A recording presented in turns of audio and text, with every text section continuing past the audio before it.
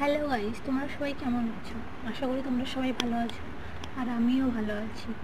আমি বাড়িতে আজকে কিছু অ্যালোভেরার পাতা কেটে নিয়ে এসেছিলাম অ্যালোভেরার জেল বানাবো বলে বাড়িতে। আর প্রথমেই পাতাগুলো কেটে নিয়ে এসে ভালো করে ধুয়ে পরিষ্কার করে নিলাম, দিয়ে এখানে রেখে দিলাম যাতে ওর একটা রস থাকে, সেই রসটা যাতে ঝরে পড়ে যায়, নাহলে যেহেতু স্কিনে লাগাবো। হ্যালো গাইস, তোমরা সবাই কেমন আছো? আশা করি তোমরা সবাই ভালো আছো। আর আমি তো খুব খুব খুব ভালো আছি।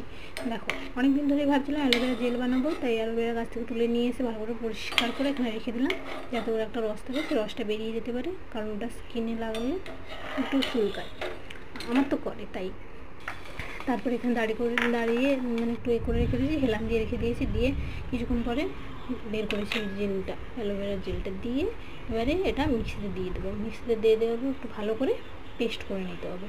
দেখো, পেস্ট করে নেওয়ার পরে এরকম হবে, একটু ভালো করে বলবে যাতে একবারে প্লেন হয়ে যায়, দানা দানা না থাকে। তারপর একটু গ্যাসের ওভেনে বসিয়ে দেবে একটা বাটিয়ে করে, দেওয়ার পর দেখবে কিছুটা ফেনা মতো বেরোবে।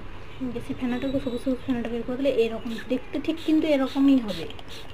এবার দেখো, এটা হচ্ছে আমার চুলের একটা তেল বানিয়েছিলাম, যে তেলটা আমি ইউজ করি। তেলটা তেলটা হয়ে যাওয়ার পরে ঢেলে নেওয়ার পর তাতে যে যে জিনিসগুলো দিয়েছিলাম সেগুলো আমরা ফেলে দিয়ে মিক্সিতে পেস্ট করে রেখেছি যাতে এটা আমি ইউজ করতে পারি। এটা মাথায় মেখে নেবো, দিয়ে তারপরে শ্যাম্পু করে নেবো, হয়ে যাবে। আর এর ফলে চুলটাও ভালো থাকে, আর কেন ফেলে দেবো, যখন কাজে লাগানো যাবে সেভাবেই লাগানোটা উচিত। চুলটা কালোও হবে আর ভালো হয়, চুলটা অনেক দিন ধরে চুল পড়ছিল। তারপরে এদিকে দেখো, এদিকে হচ্ছে যে অ্যালোভেরা যে জেলটা তৈরি করেছি সেটাতে একটু গোলাপ জল নিয়ে দিলাম। আর আমার কাছে এটাই ছিল, এটাই দিলাম, 2 থেকে 3 চামচ দেবে। আর এতে ভিটামিন